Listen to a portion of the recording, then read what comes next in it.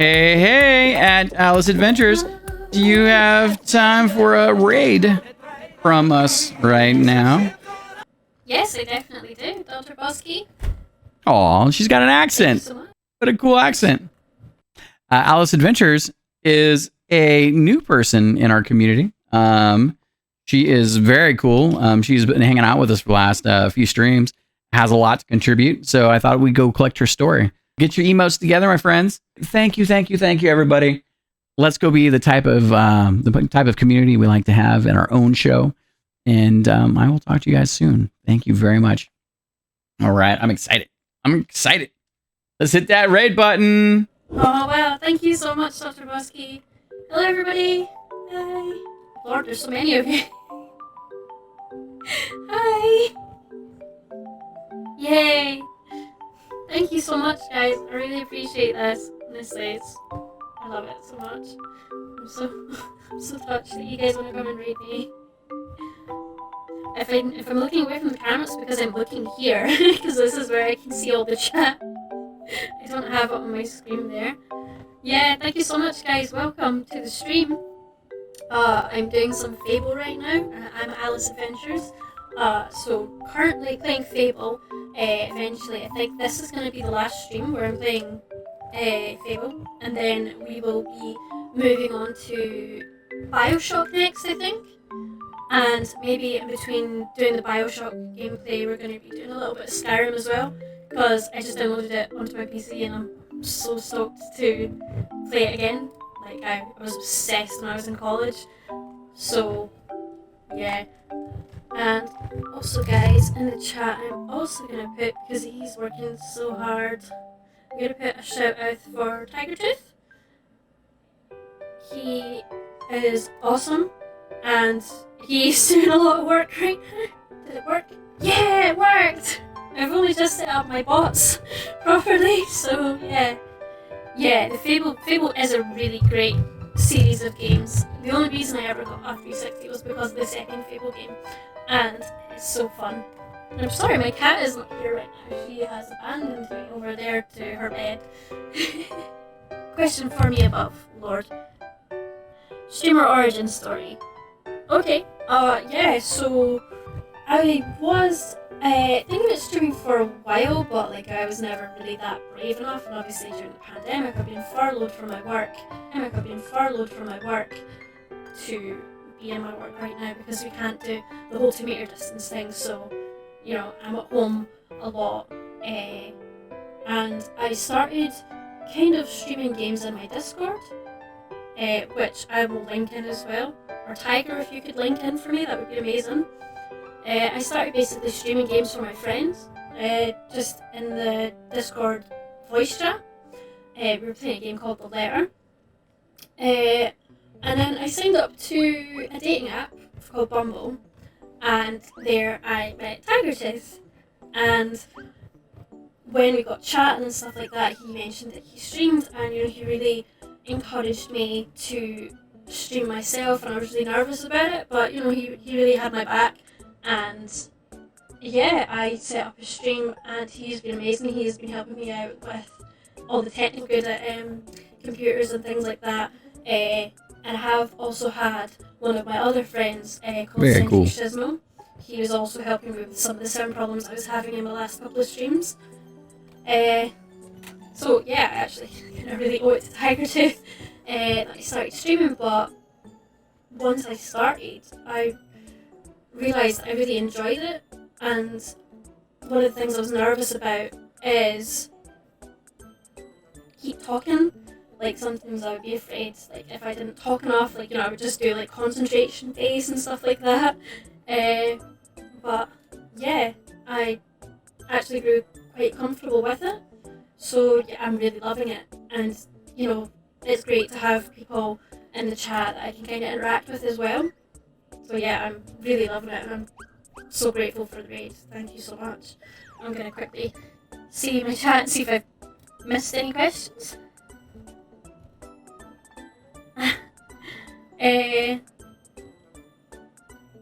The guy from MasterChef Australia made a super dessert inspired by Alice in Wonderland. I did not spot that. But I mean, I love everything to do with Alice in Wonderland. Alice is actually my middle name. I got it from my great-gran, and also because my mom liked Alice in Wonderland, so it really fits. Oh, thank you so much for the hype, guys. To make sure I've not missed anything.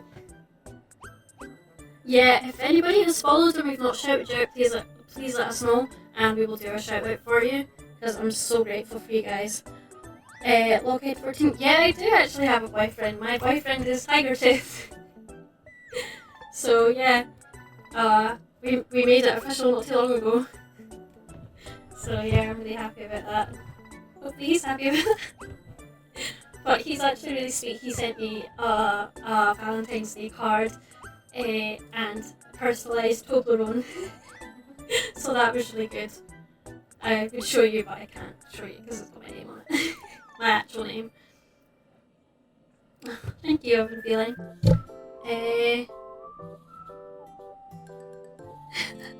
DrBossKey, I mean, you can see if he'll have you, but I mean, you might have a fight on your hands. What do you want to achieve with your stream?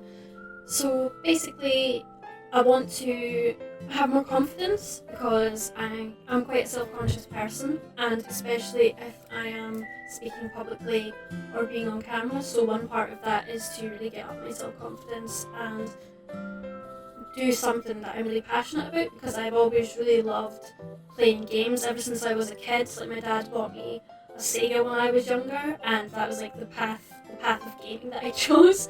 So I used to play like the Aladdin game, the Hercules game, and then moved on to the PS1 with the original Harry Potter series and Spyro the Dragon, which is like my ultimate game. Like, I love Spyro so much. Yeah, I hope eventually that I will be able to turn my passion into a source of revenue as well, so that I'll be able to use this as like a path to being able to have it as a full-time job. I do have a medical issue at the moment, which basically causes me chronic pain, and working where I work in a restaurant is quite hard for me because it's very physically demanding, and carrying heavy things and having to be on my feet for so long actually causes me pain. So I don't want to have to like keep medicating myself so heavily to be able to make money. And if I was able to game, as a living, it would be fantastic.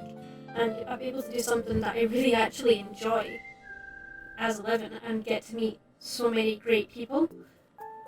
So yeah, watching people like PewDiePie and Jacksepticeye, and even lately I've been watching Corpse, Husband, Saikun, all those kind of people. They look like they have such, a great time. They have really good life, being able to make money just by playing with their friends. So yeah, I really hope for that to be a thing one day. So, when I was younger, and even to this day, I have a lot of The question was, difficulties I see you have with ink. Would you mind sharing your thoughts depression, on ink and the story behind your ink? mental health issues basically. And when I was about 15, I went through a bad breakup with someone, and I ended up being left with scars on my arm. And for about 10 years, I had these scars, and just every time I looked at them, I really hated myself, I really hated them, and I would get funny looks from people, because when someone sees you for a brief moment in your life, they have no idea of your backstory. They don't know what you've been through. They might just see someone who, what they believe is attention seeking, or things to that effect. So I decided to get a tattoo, and I was kind of wondering what to get. I was kind of wrestling, and actually I have more there. When I was looking for a tattoo, I kind of looked for a sign, and I was kind of talking to the universe. Can I get a sign of what I should get? It should be something meaningful. And one thing I've always loved is white tigers, and looking up the meaning. There are some cultures that believe that white tigers are a symbol of self-preservation, self-confidence, and stuff like that.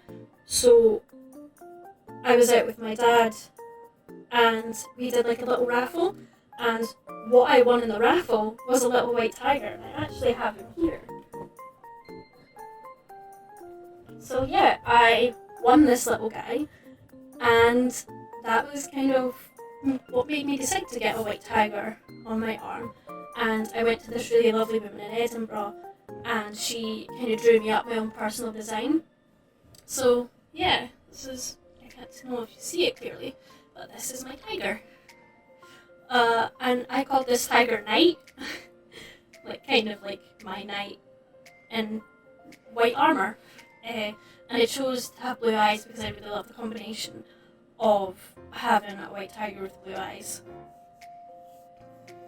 Yeah, I love, and yeah, this little guy was kind of the reason for me having him. So yes, I'm very grateful.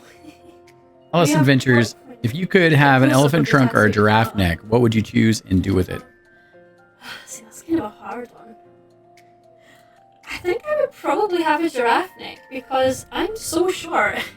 I'm only 5'3", and it's hard for me because, you know, I can weave my way through crowds, but a lot of the time it's quite hard because, like, you know, when you're small, people don't really notice you. So I would like to be taller, like neck-wise with a giraffe. People see, like, tall people like Tiger because he's huge. And yeah, see the world as a tall person, even for one day. That would be amazing. I've been feeling I would love to hear what tattoos you have if you're willing to share. Thank you so much, guys. Yes, Tiger's 6'3". He's a foot taller than me. Tattoos and clips are chapters of our life. Yeah, they really are. Tattoos are quite meaningful. They kind of, you know, they have a way of us kind of expressing the story of our lives without having to tell anyone. So, you know, I'm all for that. And, you know, some people get tattoos and they never tell people what the meaning is, and, you know, fair game if that's what you want to do. I also do have another tattoo, but it's really hard to show you because it's on my calf, and it's actually of No Face from Spirited Away. And if no one has ever seen Spirited Away, please go and see it. It is a fantastic movie. It is about a 10-year-old girl who ends up going to the spirit world to try and rescue her parents. And it's just fantastic. The animation is beautiful. The songs are just a masterpiece. Everything about it is fantastic. And it is my favourite Studio Ghibli movie. The character No Face is a quiet character. He doesn't speak at all, apart from when he goes into the bathhouse, and the bathhouse is run by an evil sorceress. And when he goes into the bathhouse, he kind of takes on like the greedy personality of everyone there. And I think he is a great example of someone who has been led astray by, you know, outside influences. So while he's there, his personality completely changes. And I think that's a really powerful thing because it is very true. I've had times in my life where the influences of other people have really changed who I am. And yeah, I think it is a really powerful thing to be able to reflect that kind of thing. And also he is just a character who just wants to be accepted, he just wants to be loved. And he turns himself into a monster just to achieve that. But then also, no spoilers, you see his story arc develop, and it's not who he really is, and he realises that. So, you know, he's another really fantastic character that I really kind of sympathise with. So, hence he is on my leg, and he was actually my first tattoo. He was hand poked, so that was 3 hours of agony, but it was worth it. Yeah, thank you so much for the raid, guys. For everybody just popping in, my name is AliceAdventures. I'm currently playing Fable, but we've stopped to chat for a little while. If you would like, please give me a follow, it would be much appreciated. And I don't know if Tiger's already linked it in, but I will see if my Discord button works. Come on, Discord. There we go. That is my Discord. If you'd like, please feel free to join in. I've got a few sections in there. You can share stuff about anime, you can share some romantic stuff, this, that, and the next thing, gaming stuff, obviously. And yeah, just a really nice community. We actually occasionally play Among Us in there, so it'd be really great if we had more people to play. I don't stream it or anything like that, it's literally just on my phone. But yeah, I really love playing Among Us with everyone. And hell, if we get 10 people, we can play hide and seek as well, which is fantastic. Often feeling sneaks up to button mash 94 controller and mashes L1 and L2 as hard as possible.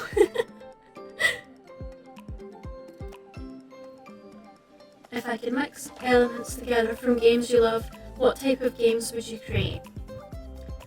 Elements I really like from games. I really like games that have... I like games that have a good story. Like, I'm one of those people that is like, for example, with Skyrim. I like to delve into the lore. I like to read all about the lore, look into the creatures and things like that. And, you know, just have an open world where you can explore and it just really feels like you're immersed into a different world. Because I think one of the great things about games is that you can escape your everyday life. You can go into a game, you can be someone else. I also really love it when you have control of your character, like what they look like, what they wear, and stuff like that, you know, because you can really make it unique. You can make it unique to yourself. And, you know, that's one of the things I really love. I also love a spooky element to a game. That's why I really love games like Bioshock, or I played one called Don't Knock Twice. And, you know, all the ambience music, the lighting effects and stuff like that, you know, it made it really scary for me the first time I played it. Yeah, I love games like that, so spooky elements and the immersion stuff, all of the things that make it a great open world game, like those are the kind of things that I would combine to make kind of a game of my own. I would love to be able to make a game of my own, but I'm not good with coding or anything like that, so yeah, I'd like to make a spooky open world game that gives you a lot of control over your character. And what I really love is actions and consequences, like in games like Fable, Bioshock, all these kind of games where you can have the good choice, the neutral choice, or the evil choice. And these are very important because I think choices matter, whether they are in life or whether they are in games. And if you have a choice of, say, whether to kill a civilian in a game, you know, your actions of walking away should have good consequences. Actions of killing them should have bad consequences. All these kind of things are very important for the immersion and, you know, to make it really feel like what you decide matters. I love that stuff. That's what I live for. What is he saying? The ideas are where it all starts, yeah. I mean, there's probably people out there that are perfectly capable of making, you know, a fantastic game from all of these kind of things, and honestly I really commend them because it must be so hard nowadays because people have such high demands of games. Like, look how long we've been waiting for the next Elder Scrolls game. We've been waiting so long for that because everybody was so hyped up about Skyrim. So yeah, I know games take a long time to make, but if I could possibly do it, I would love it. DrBossKey says, what does being a community leader mean to you? What are core values you care for in your community? So, I'm not one of those people that have ever really been much of a leader because I've always been one of those kind of people that are afraid of being in a position where if I mess up it matters. Like, I always expect things out of my friends, like I expect, you know, from anyone. I think it's very important when you're a part of a community that you treat each other with respect, with kindness, like, you know, that you're there for people, even if you can't be there physically, that you're there emotionally supportive. because I do have a lot of friends online that mean a lot to me, and I've never met any of them in real life, but they are part of like my core community. These are people who are so very important to me because they have gotten me through a lot, and to be their friend is really humbling for me. But to be a community leader for my Twitch followers, I do strive to be someone that, even if not looked up to, just someone who can be mutually respected. And I would always expect people to, call me out if I'm not doing what I should be, if I'm not practicing what I preach. I think it is a very important thing to be able to call people out on their actions if they are not treating others how they should be treated. And we can all have a laugh and a joke. We can, make jokes that some people will find offensive. And that's perfectly fine. You can be offended if you like. That's your prerogative. If something offends you, then, that's kind of a shame. But as long as nothing is done with malicious intent, then I think everything's fair. But if you do feel like someone needs to be pulled up for something, then obviously please do. Yeah, it's the golden rule. Treat others how you want to be treated. And I know from working in the service industry that it's not always the case. People do not always do that. And, respect and kindness go a long way with people. They go a very long way.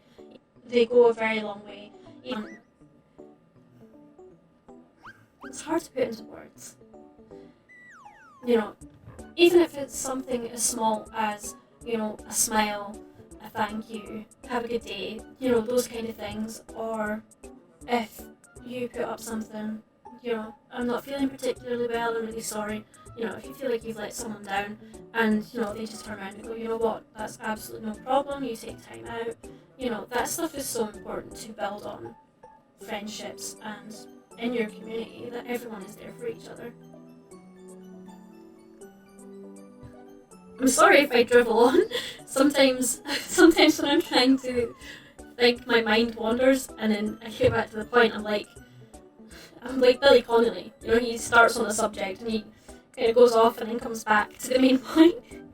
Okay. What do people discover about you when you get close to them? I tend to act very kind of confident. Like I don't care what anybody thinks. I can say stuff. I don't really care. I'm gonna call out this person, or I'm gonna do that because I have confidence to do it. But actually, I'm not that confident a person. I can be very mousy, if you know what I mean. Yep, I know what you mean. Because of a lot of the issues that I've had with anxiety and depression, I kind of question myself a lot, and I overthink situations. And although I may, for example, I had someone recently who had been a bit using come back into my life, and they had basically just kind of shoved me away after I did a lot of things for them, and after I tried really hard to maintain a friendship with them, and I just kind of had to tell them, this is what the situation is, this is how I feel, and sorry if you don't like it, but that's that. And talking to them about it, I may have seemed very confident and very kind of stern, but kind of inside, even though they had done bad things to me, they had treated me badly, I still kind of panic about, what if they talk about me? What if people start not to like me because I have been stern with this person? You know, what if kind of that comes back to bite me? You know, am I overreacting kind of thing? Am I kind of taking it too far? And yeah, I really overthink that kind of stuff. So one of the reasons that I didn't want you to do streaming and stuff like that is to be more confident in myself as well. So yeah, hopefully this will help me be a more confident person. Because I love making friends with people. I love talking to people, and you know, building friendships, building communities, building networks of people that, you know, I can feel myself with. So that is really important to me. Tiger says, if we Scots call Billy Connolly the big one, or the big one, do we call you the wee one or the little one? Funnily enough, my stepdad actually calls me small person. And I am now the shortest of 3 sisters, and my 2 little sisters are 14 and 12. And they're taller than me now. So, I mean, if you guys want to call me the wee one, that's totally fine. Now, you're definitely right, DrBossKey. Having people in our lives that take advantage really does. It gives us an opportunity to grow when we finally realise what people are about. And when you take a step back and you look at their actions in comparison to their words, you can really see kind of what they're like. So you know how to counteract that, and you know how to protect yourself from it. Thank you so much, DrBossKey. Thank you so much for this. This was amazing. Honestly, I'm so honoured that you approached me with this. But yeah, have a great night. And yeah, lurk away. Thank you so much.